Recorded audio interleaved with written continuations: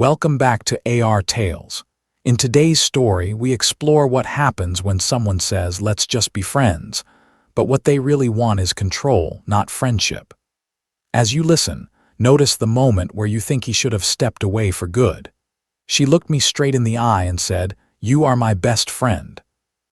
"Maybe we should just be friends," I said. "Okay, friends it is." What she did not expect was that I actually meant it.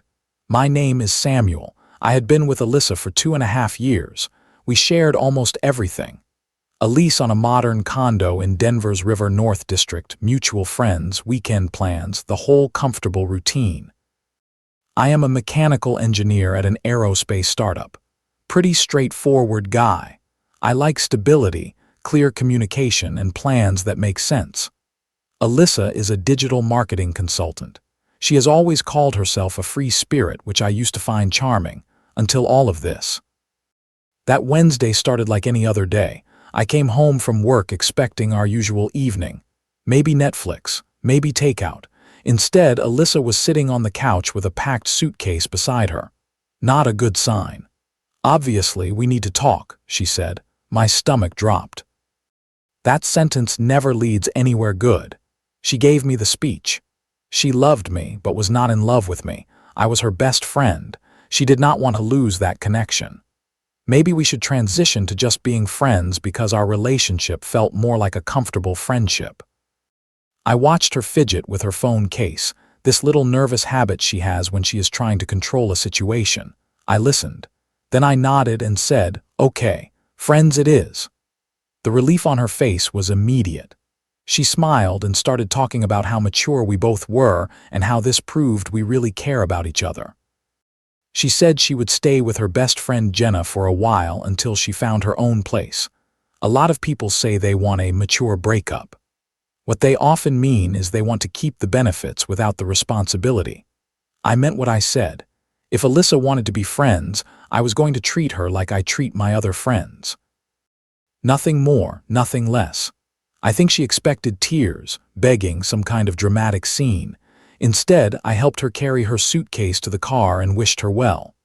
The next morning, I started what I called the friendship protocol. First, I removed her from all our shared apps and subscriptions. Netflix, Spotify, grocery delivery, Amazon Prime. Friends do not usually share day-to-day accounts unless they are very close, and we were just starting this new friendship. It felt too early. I stopped sending her daily texts about my day. I realized I do not text my other friends about what I had for lunch or every little work thing. So why would I text her? When she left her laptop at the condo, I dropped it at reception at her office instead of driving over to Jenna's place. That is what I would do for any friend. Helpful, but not going out of my way to maintain intimacy.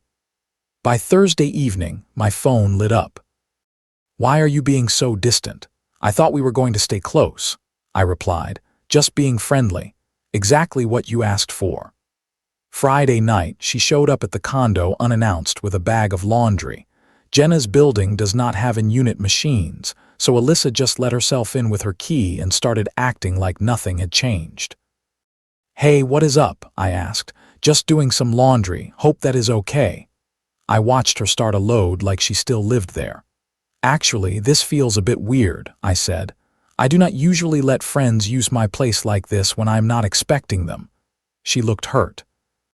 "I thought you said we could be friends." "We are friends, but friends usually ask before coming over, and they definitely do not have keys to each other's homes." This was the first boundary she did not expect me to hold. The conversation got awkward fast. She accused me of being cold and punishing her for being honest about her feelings. I told her boundaries are not punishment. They are just clarity. Healthy friendships have boundaries.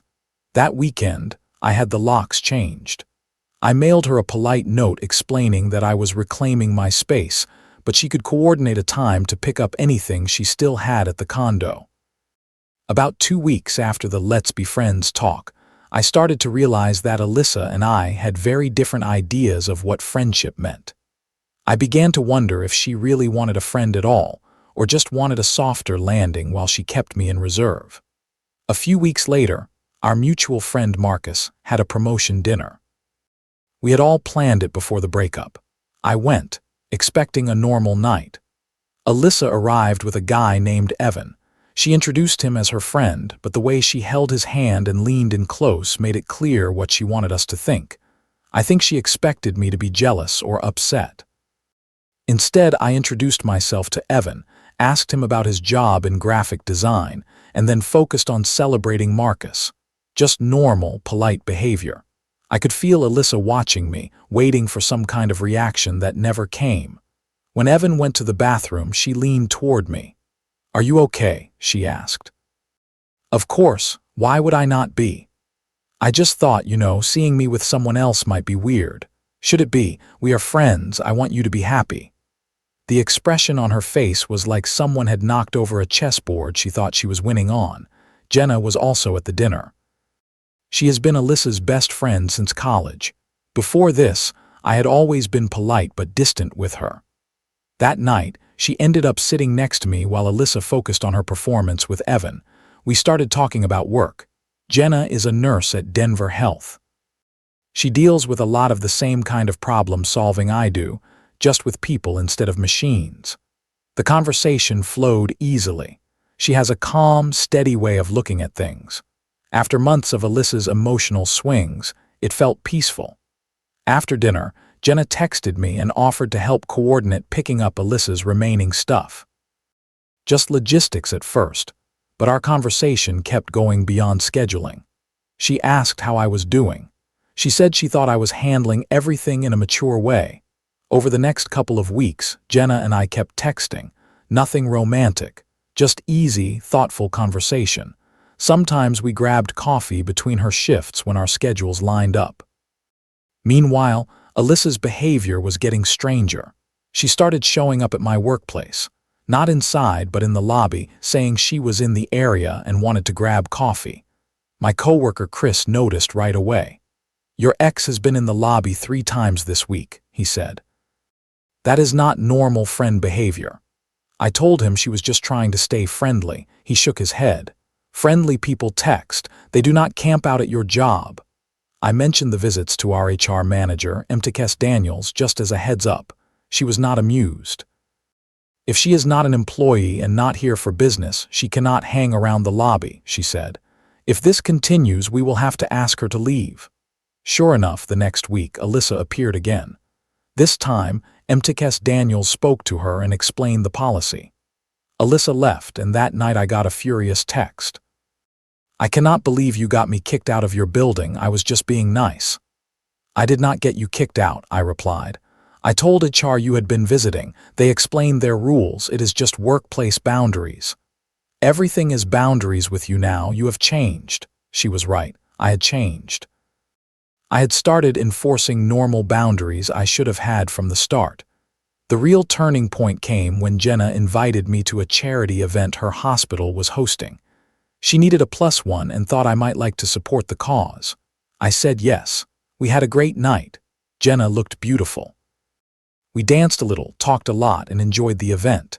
She posted a few photos on Instagram. Nothing dramatic, just 2 people at a fundraiser. An hour later, my phone buzzed. "Are you serious right now?" Alyssa wrote. "You are dating my best friend." "I am not dating anyone," I replied. "I went to a charity event." "Jenna invited me." "Do not lie to me, Samuel. I saw the pictures." "Jenna invited me to support her hospital. We had fun. That is what friends do." "You cannot date my best friend. That is completely inappropriate." And that is when it clicked. "Alyssa, we are all friends. Remember, that is what you wanted. For us to be friends so we could all stay close." Silence. Then, quietly, "That is not what I meant and you know it." "I actually do not," I said. "You said you wanted to be friends. Jenna is your friend. I am your friend. Sometimes friends spend time together. That is how friendship works." She hung up on me. 2 days later, Jenna called me in tears. Alyssa had gone off on her, calling her a traitor and accusing her of breaking girl code. "She told me I am not allowed to be friends with you," Jenna said. "She said if I choose you, I am destroying our friendship." "What did you say?" I asked. "I told her she does not get to decide who I am friends with. She broke up with you. She cannot also control your life after."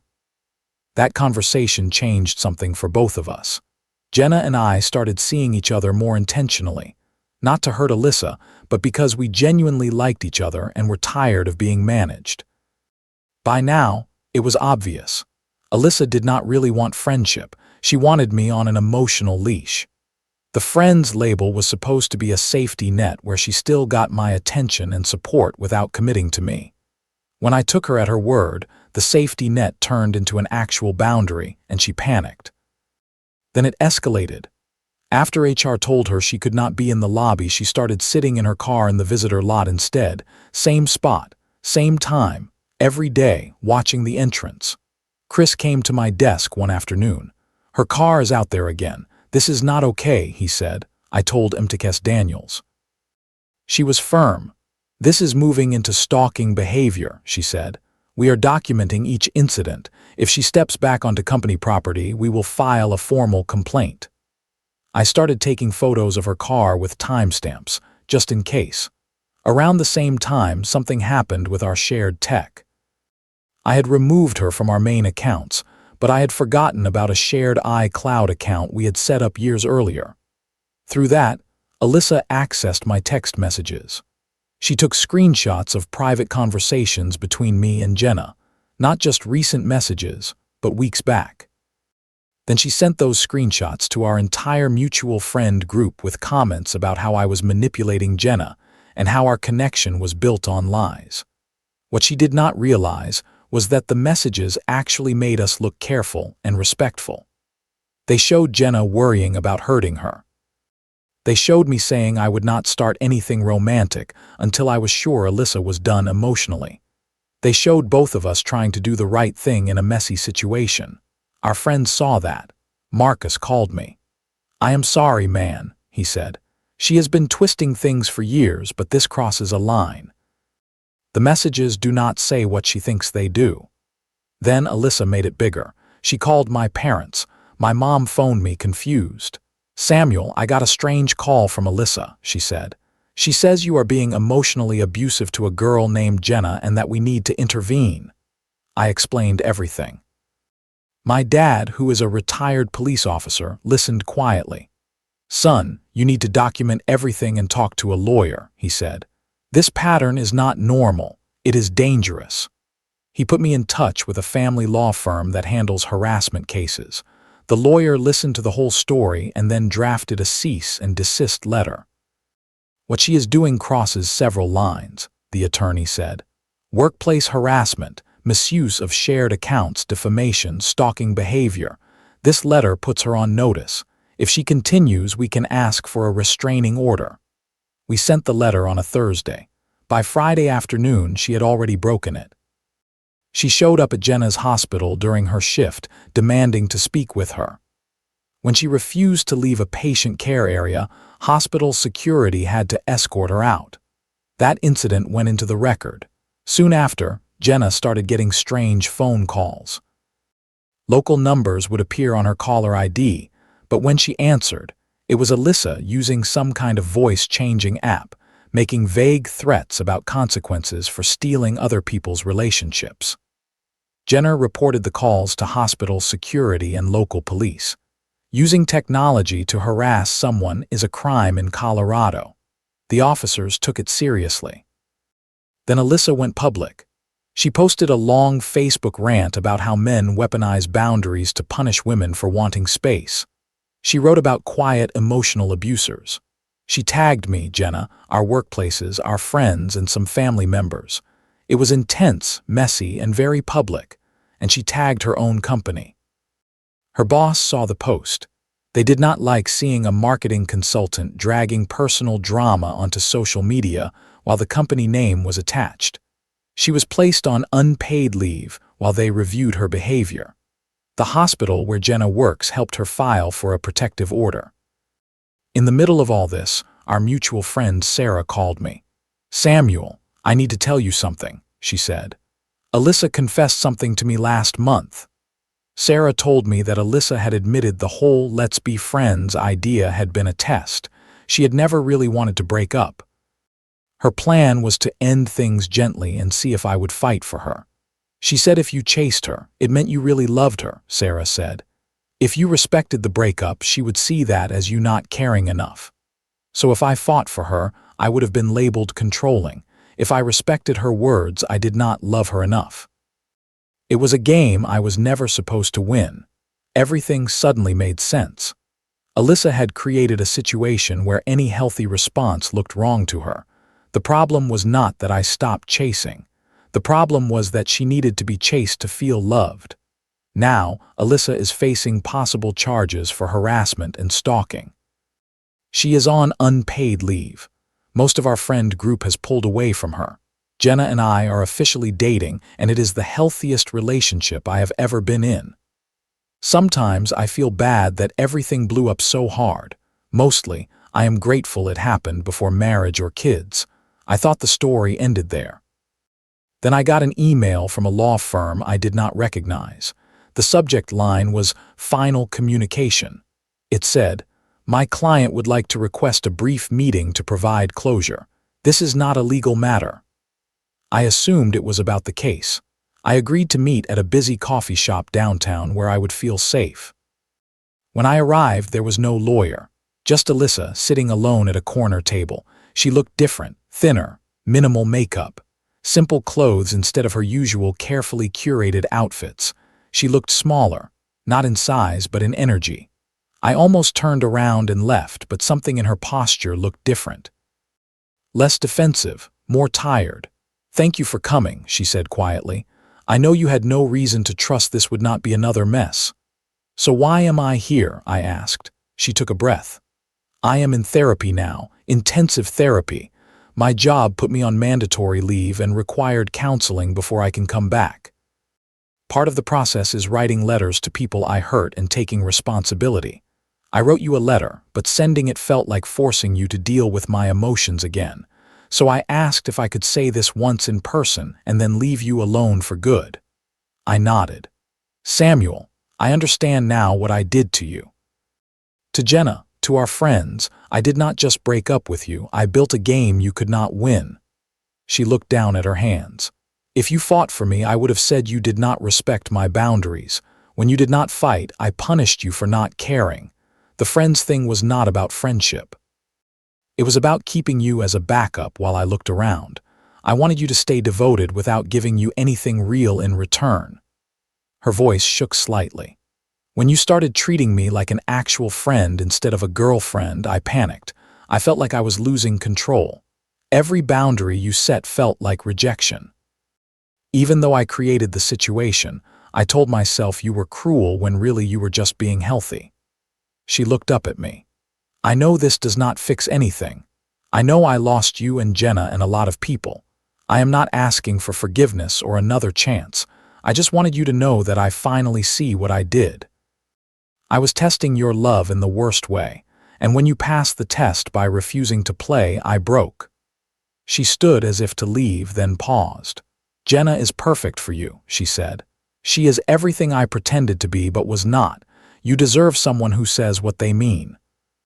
Thank you for being the first person who did not chase me when I ran. It forced me to stop running from myself." Then she left the coffee shop without looking back. I sat there for 20 minutes, just breathing. It was not the closure I expected, but it was real. A week later, I found an envelope in my mailbox. No return address. Inside was a photo from our last good weekend together, a trip to Red Rocks Amphitheater. We looked genuinely happy in that picture. On the back, in Alyssa's handwriting, it said, "Thank you for being the first person who did not chase me. It forced me to stop running." No name, no phone number. Just that. That night, I showed the photo to Jenna while we were cooking dinner in the apartment we now share. "How do you feel about it?" she asked. "Peaceful," I said. "Like the chapter finally closed." I put the photo in a drawer, not on the wall, not in the trash, just somewhere quiet. A reminder of what I learned about boundaries, games, and the difference between love and control. Jenna smiled and kissed my cheek. "Closure looks good on you," she said. "Here are the lessons I take from all of this. Lesson 1. When someone breaks up with you but still expects full access to your time, home, and emotions, that is not friendship. That is control dressed up as maturity. Lesson 2. If a person says one thing and secretly hopes you will do the opposite, you are not in a relationship. You are in a test you were never meant to pass. Lesson 3. Boundaries are not punishment. They are a way of protecting both people from unhealthy patterns. The people who get most angry at your boundaries are often the ones who benefited from you not having any. Lesson 4. Stalking, digital snooping, and public smearing are not crazy in love. They are serious warning signs. Document them and protect yourself. Lesson 5. When you take someone at their word and move on, you might lose the relationship, but you keep your self-respect. In the long run, that matters more than passing any test. Lesson 6. Sometimes the healthiest thing you can do is refuse to chase someone who walks away. The right person will not make you prove your love by ignoring your own safety and peace. What would you have done the moment Alyssa said, "Let's just be friends"? Would you have agreed or walked away completely? And have you ever dealt with someone who turned a breakup into a test instead of a conversation? Share your thoughts in the comments.